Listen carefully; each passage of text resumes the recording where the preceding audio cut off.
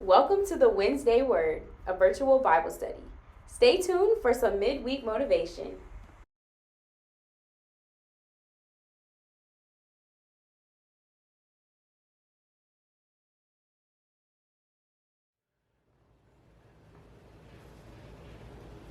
Good afternoon, everybody. Good morning, good evening, good night, whenever you decide to watch this broadcast.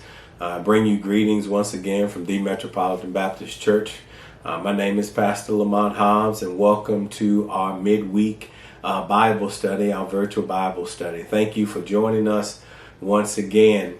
I want to share with you on tonight in a way that sometimes occurs in our Bible studies.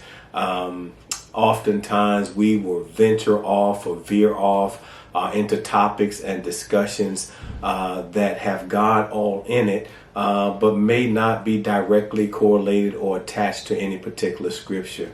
But God will be in the message. Some may judge the approach, some may judge the message, but that's okay. We totally understand that and get it. Nobody has a lock on this Bible, on this word, or on ministry. But tonight we would typically veer off into a discussion because I honestly believe that it is important for us to be theological, for us to be Bible driven and Bible based. But I also believe that it's important for us to be relevant, for us to speak to the times that we live in and speak to the people and congregations that we serve, and even to congregations at large. Our job is to enlighten. Our job, as I always shared, that great dean from the School of Theology shared with me, I'm not coming to tell you what to think. I just want to make sure that you do think. So tonight we veer off into an area, into a discussion about many have seen what has happened to this young man by the name of Ahmaud in southern Georgia, Brunswick, Georgia, I believe it is. The tragedy that befell this young man, which is just devastating to so many. And many I've seen that they have been out running with Ahmaud and running for Ahmaud, which is great. But tonight we want to take some time to slow down, not to just run with Ahmaud or run with Ahmaud, but to take a walk in his shoes and what it really means to be a brown or black brother or sister in America, in this world, and the impact that it has on each and every one of our lives. And I think so often we live so fast, we live so loose, that we don't pause to really assess what's really going on. In the times that we're living in with this COVID-19 virus, it is very easy to lose focus on what really matters and keeping the main thing the main thing. Some are masters at diversionary tactics. Some in high places intentionally divert attention away from the things that really matter, such as firing those that may be looking into criminal activity and prosecution of their administration. Some create diversions in order to take people's attentions away. Quite honestly, I don't really care what medicine that the president is taking, whether he's taking medicine that has been approved and prescribed by the FDA. That's not my concern. I don't really care about that. I don't know that that should be our focus in the midst of a pandemic and what everybody else is going through. But I don't want us to lose focus of what happened to this young man down in Georgia, and the fact that it was attempted to be covered up and would have actually been covered up except for video actually surfaced. It is tragic, y'all, to continue to watch our young men, our black and brown brothers, to continue to be slaughtered in the street. And then the justification is such that now, as you see on some broadcasts, that they are starting to dig up the history and past of this young man. I saw on TV the other day that they have dug up some police video where he had some encounters with the police. And my question is, why is that even relevant when what we witnessed and saw was a young man running down the street minding his own business, and two men decide that they have the right to impede his progress. They have the right to restrict him. They have the right to stop him and to question him. And I want to speak not just to our black and brown brothers and sisters on this evening or what have you. I want to speak to a community at large. I want to speak to people at large. It doesn't matter whether you're black or brown, white, Asian, Hispanic, Jew, Gentile. It doesn't really matter. I want to speak to a larger population for some of us to maybe understand what it means to walk in the shoes of someone like our brother Ahmaud, what it means to walk in the shoes as an African American young man. I had a young man put it to me the other day this way, that he wrote. He said that it is difficult as an African young man. You walk around with your head on a swivel, which means that you're always on guard because of the stereotypes, because of what we have witnessed and seen over the years, and the outcome of what happens, where it's transcends from all of us really care about our communities. I want to believe that all of us care about our communities. All of us want to live in safe spaces. All of us want the very best for our children. But there's a line that gets crossed sometimes between looking after and crossing over into law enforcement behavior. And I just want to share tonight that there's a difference between how we approach some people, how we speak to people, and how we communicate with each other. Because I honestly believe that communication is the key. Understanding is the key, because we all see life through a certain prism. We all see life through a certain lens. Don't trip. Even us as preachers, as ministers, or what have you, we all preach through our context, through our content, and through how we see the world. That's why it is so critical that we remain open-minded. We expose ourselves to different things. We allow ourselves to go different places. We engage in dialogue, and we engage in debate to have an open view and not a narrow view of what the world looks like, because your world only looks like the world that you've been exposed to. And watch this. The truth is only the truth, as I teach Metro. The truth is only the truth as you believe it or you perceive it. It is not the truth. It is just your truth. And sometimes our truth, which is not the truth, translates into how we treat other people in the actions that we take. It is difficult. Hear me tonight as we just have a discussion.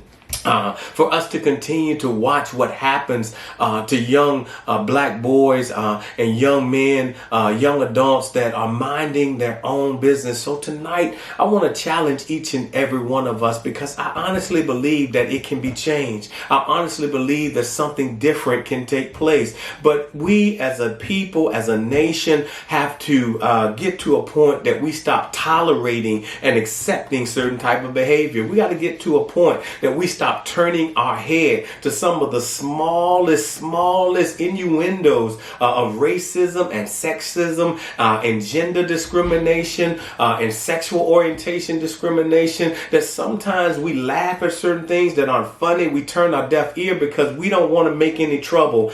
We don't want to cause any waves. We don't want to upset the apple cart. But look, I've gotten to a point in my life that I'm only serving and I'm only working for two words.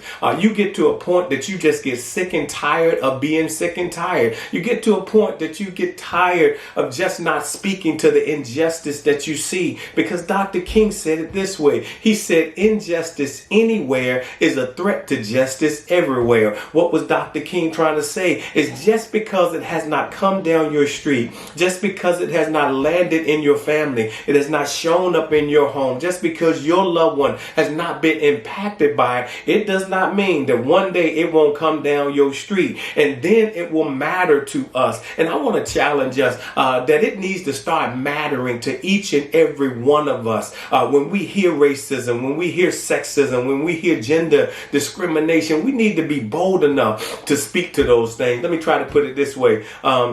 My ninth grade year in junior high,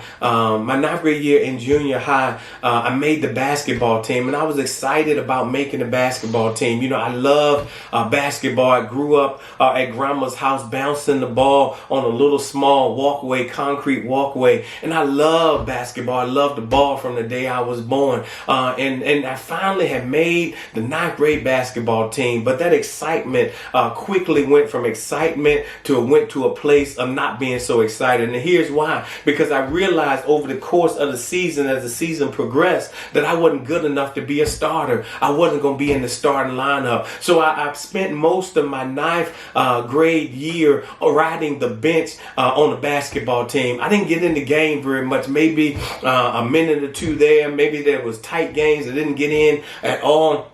And it didn't sit well with me. I didn't like riding the bench and sitting on the bench. So in that off season, I worked really hard. And when tryouts came, I made our JV basketball team. But not only did I make the team, but I was in the starting lineup, y'all. That particular year, we went 14-1 or 15-1. We had a tremendous team, y'all. It was a camaraderie. It was a brotherhood. We had a tremendous team. I wasn't riding the bench anymore because I don't believe that anybody likes riding the bench. I don't believe that athletes and competitive people and those that have any amount of pride in their life, that they don't want to ride the bench, whether they're playing competitive sports, whether they're working on the job. Most people want to be in the game. They want to contribute to the game. They want to be a part of contributing to winning and getting to the pinnacle of their profession or of their sport. Why did I share that with you? I didn't stop by tonight to tell you about my run in the ninth grade and 10th grade on the basketball team. What I'm trying to tell you is that all of us need to get in the game. We need to get off the bench, and we got to stop accepting when we see these things happening where we don't say anything about it. We got to stop turning a deaf ear, and we got to stop turning a blind eye. When we see things, we need to say something. So, well, Pastor, it's going to be controversial. People, of course, yes, it will be controversial sometimes. Talking about race as I am tonight is an uncomfortable subject for many people. We don't like to discuss race. We don't want to talk about race. We don't want to broach the subject because we don't want people to think that we're racist or we have any bias. But headline newsflash, all of us have biases in life. All of us have a level of racism. All of us, to a degree, we see color. We just have to learn how to understand each other better. And I want to help somebody. I want to help my not so brown and black brothers and sisters tonight to help you understand that there's a level of over policing that sends something off on the inside of us. That when you roll up on one of us, you roll up on us. And it's not about us and them. You can critique the video. You can critique the Bible study. I don't really care. It's about the message. But when you roll up on a brown or black sister already or brother, you already have to approach us in a different way because we're already kind of on edge. You say, well, Pastor, everybody isn't on edge. Maybe just an angry black man or angry black woman or whatever. But there is a level of edginess. I don't care how you have grown. I don't care where your zip code is. I don't care where you live. At some point, as a black or brown person, you will encounter some incidents where you feel like you have been violated and people have no right to ask you what they're asking you. So I would encourage us, be careful how you roll up on people. Be careful the questions that you ask people. There's a certain way to engage people. There's a certain way to talk to people. All of us deserve a certain amount of human respect just off the jump and off the bat. And we got to stop judging people based upon what they look like or based upon your stereotypes or what you think, because what that does is it escalates the situation. It takes us to a place in our mind where we're going back to a place of oppression, slavery, and to a place that is a dark place that we ain't trying to go. And when you push us to that place and to that level, that's where confrontation happens. Look, we have just as much of a right to be in certain places as anybody else. We have just as much of a right not to answer anybody's question. Nobody made you judge, jury, and law enforcement just because you feel like you have the right. Well, we feel like that we have a right. And I know that this ain't gonna sit well with some people, but it needs to be said. It needs to be understood. It needs to be spoken. And I'm speaking it even with the understanding that it will be critiqued and criticized. I welcome the conversation because I hope that through the conversation we will be able to grow and not continue to have the incidents like we've had in southern Georgia. I hope we can start having some conversation that even though I may not look like you, even though I may not talk like you, even though I may not do some of the things that you do, that we are still not a part of just the African American race or the white race or the Asian race or the Hispanic race, but we are part of the human race. All of us have got to get back in the game and start speaking truth to power. Start holding people accountable for the little jokes that they tell, for the little things that they do. Because when you don't say anything, when you remain complicit, when you remain silent, you are in essence sanctioning that type of behavior is okay. And when you sanction that type of behavior is okay, then that type of behavior will continue to happen. And at some point, I'm just telling you what I know. At some point, you can only kick a dog so many times before that dog is going to retaliate and do something back to you. I ain't trying to perpetuate violence. I'm not trying to perpetuate people taking the law into their own hands. But all I'm saying is that we cannot continue to watch our black brothers and brown brothers and sisters be slaughtered in the street, then it be covered up, and then a justice system dig up their past to try to justify why people were doing things that they had no business doing in the first place. Look, here's the reality. All of us have a past. Raise your hand if you don't have a past. As a matter of fact, I was smoking weed on Saturday and I joined the church on Sunday. That all of us have a past. And if we're judged by what we did in our past, anybody can change. All of us have changed. I hope that as you watch this broadcast, that there's some change taking place in your life. Just because people have a past, that doesn't mean that they're problem people or that they don't deserve a certain amount of respect and courtesy. I guess what I'm trying to say is that if you you gotta sometimes let me fix it. I'm trying to say it the nice way, but there's no nice way to say it. At some point, you just need to leave people alone. Leave people alone. Let them be in their space. You are not the police. And then to our law enforcement brothers and sisters that protect us and defend us, that operate in a very stressful and difficult environment, I get that. I would never know what it's like to walk in y'all's shoes, but you have to be aware of your subconscious and your conscious biases as well. Your implicit biases, the things that you have in your mind about certain classes of people, because when I believe a certain way, I treat you a certain way. This is what I'm trying to say. Belief is how you treat. If I have certain beliefs that all Asian people are, all Hispanic people are, all African American people are, all Caucasian people are, if I have certain beliefs about you, then when I encounter you, I tend to treat you a certain way. It's just how we're built. It's how we're wired. And you can deny deny it, but it is true, because there are certain stereotypes and beliefs that exist, and therefore when you encounter certain people, you automatically treat them a different way. I'm sharing this message tonight because I'm a little full. This continues to happen, and it needs to stop, y'all. And I'm afraid that in this pandemic, where everybody is concerned about themselves, everybody is concerned about how am I gonna make it, how am I gonna get through, if we don't continue to deal and keep things like this on the forefront that happened with our beloved brother Ahmaud, then it will come down your street one day. It will show up in your lane one day. If we don't speak truth to power, and we don't start being honest about our biases, we don't start being honest about our stereotypes, and start having some of these tough conversations and be willing to take the hit. I'm putting it out there tonight because I'm willing to take the hit. I'm willing to take the scrutiny. I'm willing to be placed under evaluation. As a matter of fact, I'm willing to learn and to grow as well. Please hit me up. Please send me some messages. Please, let's have a discussion. Not just my black and brown brothers and sisters, but all of us. Let's have a discussion about how we can learn and know each other better, and how we can engage better and deal with each other better. What happened in Georgia did not have to happen,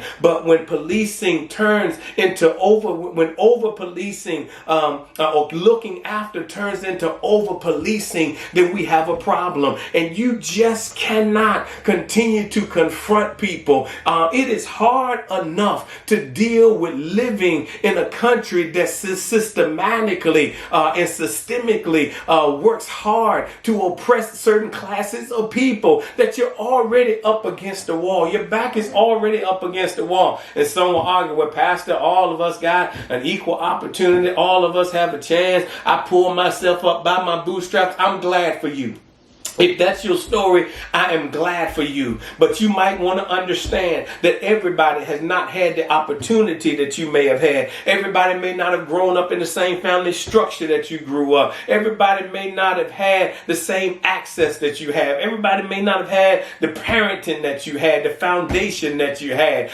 Don't make it out to be that just because you made it, quote unquote, just because you're doing okay. Let me tell you something. You will find out real quick that you black when you get pulled over. You'll find out real quick that it don't matter what your zip code is, that when you're pulled over by the wrong person with the wrong biases, it can go wrong really quickly. You say, Pastor, well, how does this relate to the Bible? Well, I'll just drop a scripture on you because you need one. Hebrews 12:11, where it talks about that all of us have to run our own race, that all of us have a race to run, the race that God has placed before us. And I don't believe that this race that they talk about in Hebrews chapter 12, I don't believe that it's about an individual race. As I told you all, I have played and love playing competitive team sports all my life. I've not played any sports like maybe tennis per se or golf, where it's about maybe an individual thing, your individual performance. I've always played team sports, and I believe that the Bible in Hebrews chapter 12 is talking more, not like a 60-yard individual dash race, but it's talking more about a relay race where you got to run your best race, right? You got to run your leg of the race really well, and then you got to pass it off, and the next person has to run their leg really well, and then the next person has to run their leg, and so on and so on. What does that mean? It means that all of us need each other to win this race. You are not in this race by yourself. You're not running by yourself.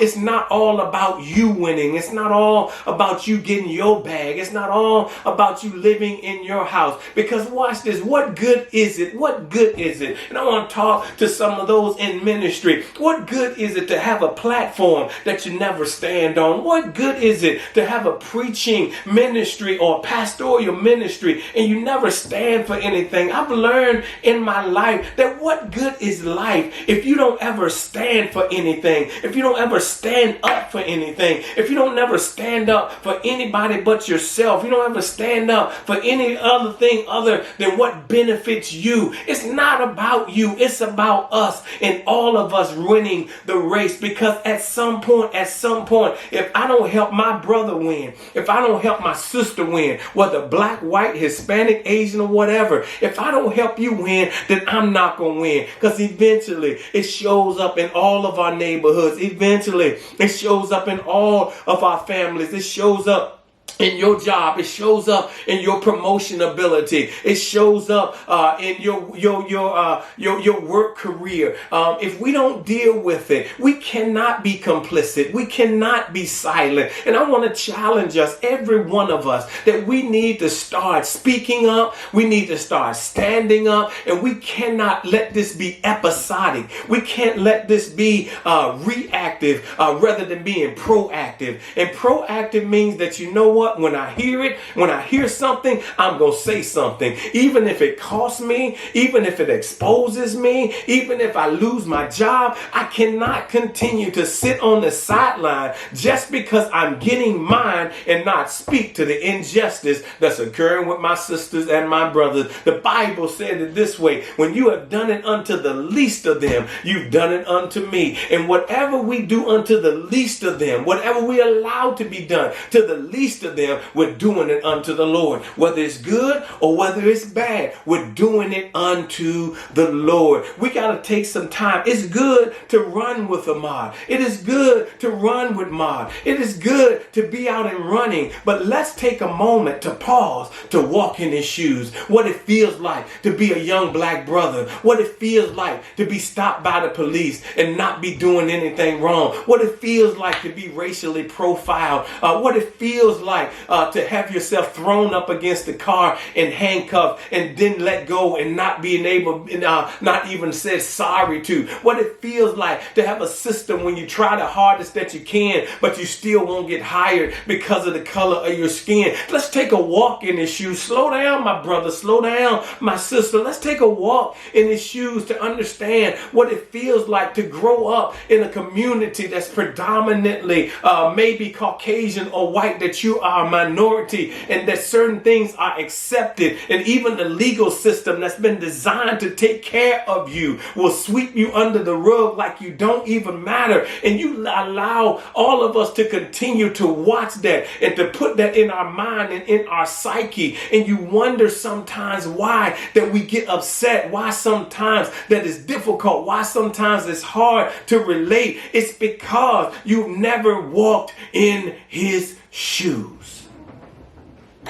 I challenge us. I'm challenging myself that we got to learn how to live better together. That this country called these disconnected United States, that there's a level of ugly that has reared its head that is disturbing. And we cannot turn a deaf ear and a blind eye.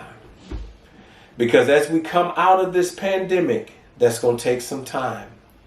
And as we learn how to live with this virus, the gap between the have and the have-nots will continue to grow. The racial tension in this country will continue to grow. And it will do none of us any good where we continue to live in a country that's divided and not standing united. The greatness about our God is that he made each and every one of us with a unique set of DNA that cannot be totally duplicated. Diversity is a great thing. Just think about how the world would be if it was full of people just like you. Would you really want to live in a world full of people just like you? If you answer yes to that question, you need some help. But most of us would not want to live in a world just full of people just like us. It is time for us to not talk about it, and for us to be about it. And those who have a platform, those who have a voice, those who have, quote unquote, some power, we need to use it in the right way. Because one thing you got to understand about privilege and power is those that are in power and those that have privilege are not very quick to give up that privilege and power. I'll even talk about in ministry that there's a level of privilege and power that is afforded to male pastors and preachers as opposed to female pastors and preachers. And sometimes when you are the recipient of that privilege and of that power, you don't see that you are perpetuating and adding to the environment that is not healthy for those that are not in privilege and power. So you have to be careful and always put yourself under self-evaluation. When you hear "Make America Great Again," when you hear "We're losing our country," those are all dog whistles that certain people should not be able to experience a certain level of success, a certain level of upward mobility, that it is just reserved for a privileged few. And that mentality is dangerous, because what it does is it invokes a level of systematic oppression that continues from generation to generation. One of the most embarrassing things that I think that there is to encounter is a scared Christian. It's someone who is afraid, because God did not give us the spirit of fear, but of power and of might and of sound mind.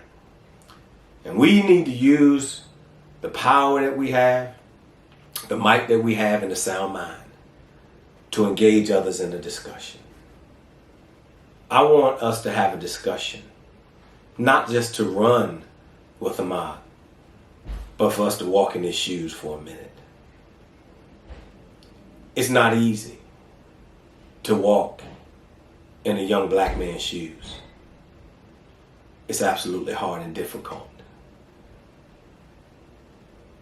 I wish you could try it. I wish you could experience it if you never experienced it. But I challenge us that if we have some conversations, and sometimes it will require us to step up for people that we don't know, to be a voice for people that have no voice, and to support those that have no ability to support us. But I'll say in closing, what good is it to live on this earth, to come this way, and never stand for anything?